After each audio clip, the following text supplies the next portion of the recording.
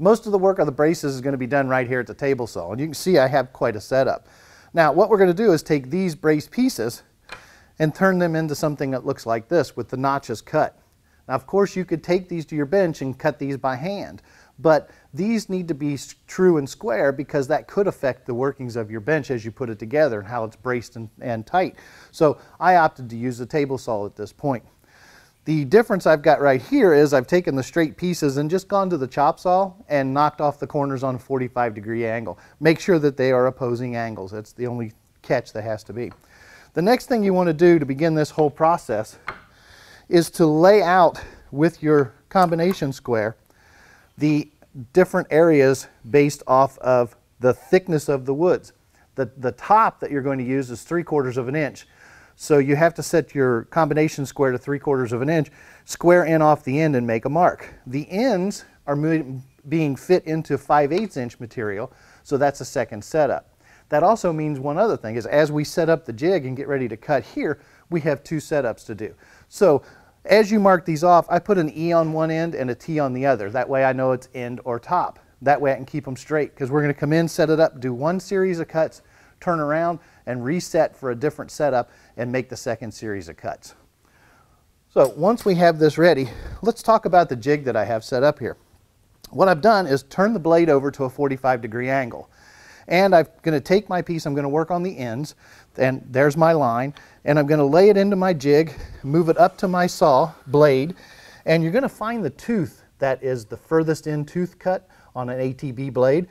And once I find that, I want to line that tooth up with the edge of my line just as the tooth goes below the top of the table saw.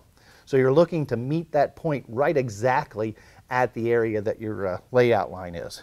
Now once you have that, I slide back, I put a brace in here and put a couple spring clamps on it. What that does is as we're making the cut, it doesn't allow that piece to slip away.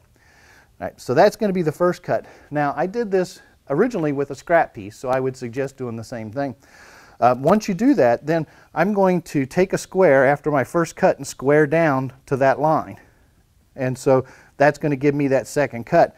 Then I came in and did the same process. Align that cut with the second cut line or the layout line that I had and chopped that little bit. And that gave me the second cut that I needed to form this perfect 90-degree angle.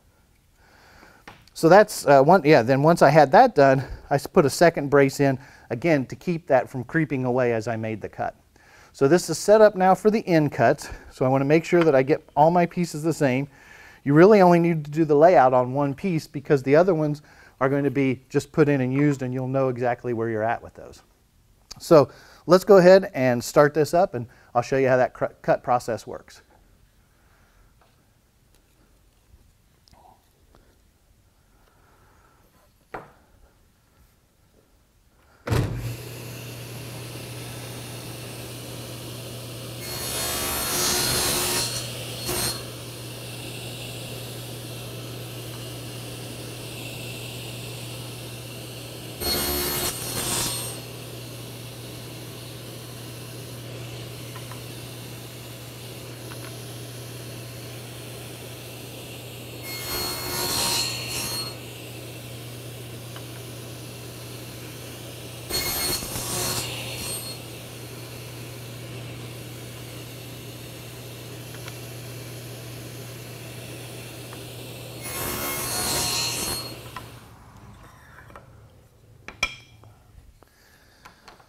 Now at this point I'm going to walk through the process setting up the cut for the second end. The process is exactly the same, but I'm having to move a little bit to adjust for the thickness of the top versus the thickness of the ends.